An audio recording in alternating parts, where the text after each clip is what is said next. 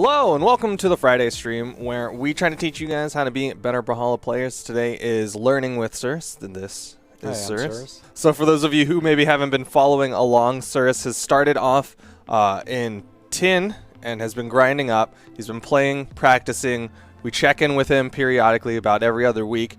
Try to teach him something new so that he can get better to break through each ranked barrier. I got a pop quiz for you. I want you to teach me how. Teach me the basics of Brawlhalla. Teach me the mechanics. I want to see how much you've retained across all of these lessons. All right. Okay. All right. So you have unarmed combat. We'll start with unarmed combat. You have light attack and heavy attack. Okay.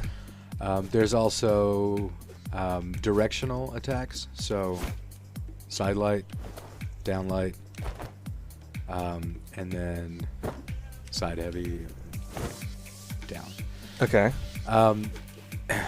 When you're in the air, you have the same range of actions. So, got, I guess that's neutral. Yeah, that's neutral air, right? Yeah. Then you also have a down air, and then side air. Okay. When you have a weapon, you also have each legend has signature attacks that are unique to that legend. How am I doing so far? Yeah, I mean, you definitely have retained some stuff. Okay. You're doing well. I think I put you on the spot a little bit, so you didn't have a speech ready, but that's okay. I definitely appreciate that you're knowledgeable. You didn't really go over air attacks, but yeah, like you're saying. Oh, okay. There's heavy SIGs. You didn't really go over like a heavy button in the air. Oh, but, I didn't.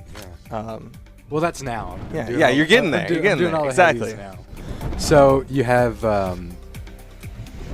neutral SIG, down SIG, and then side SIG. Okay.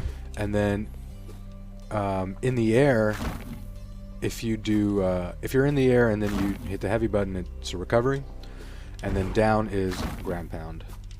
And what happens if I do a side and heavy? You go up. Dodges. No, not dodges. So hitting the dodge button will give you a spot dodge, and then dash is direction with the same input. Okay. And I think that's all the movements. All right, so I'll clarify your dodging information a little bit. So on the ground, if you don't press a direction and you press your triggers, that's a spot dodge. If you do a direction, it'll be your dash. If you go into the air and press a direction and your trigger, then it'll be an air dodge.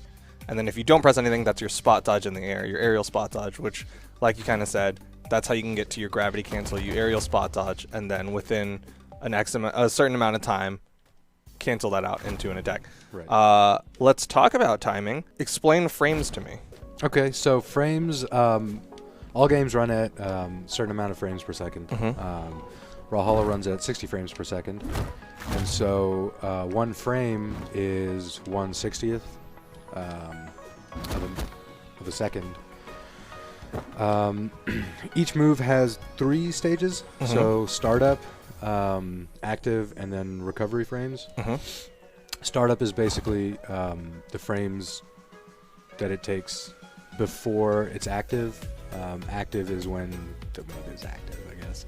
And then recovery is the time it takes where you can't really do anything else. Okay, yeah. I guess a little bit of a clarifier. Active is when your hitbox is out. Okay. So that's the time where it can do damage. That's kind of the easiest way to recognize the active frames of a thing. It's because we talked a little bit about how they can't have the same weapons, but what are some other... So every legend has different SIGs as well. Okay. And then stat differences. Okay. So you have dex, speed, defense, and there's one more.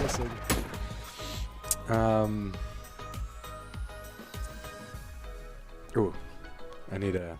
So dex is how quickly you recover from an attack. Right. Defense is reduces damage you take from an attack. Right. Speed is how quickly you can position. And then there's attack. And then there's there's attack. How much damage you can do. Strength stands. Strength. Which increases your damage and force. It was so obvious I forgot. And like the weapons I know, it makes sense. You were actually right. I didn't know this. The last jump cloud is a little bit smaller. Huh.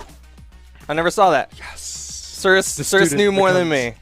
All right, well, let's teach you some unarmed things. I for some reason, I keep forgetting that I haven't taught you unarmed things because it's like that's where most people would start. Right.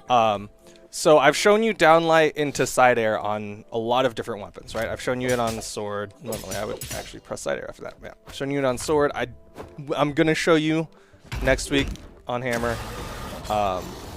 But it also works on unarmed. You can use side light, side air. This is really useful for repositioning. Is that the side air? Okay. Or sorry, downlight side air. Downlight side air. It's really good for repositioning. You'll see some players do it where they'll like rotate it like that, kind of reposition them over there. Downlight's kind of your combo starter, right? Okay. So you can do a lot of things off of downlight. Downlight recovery.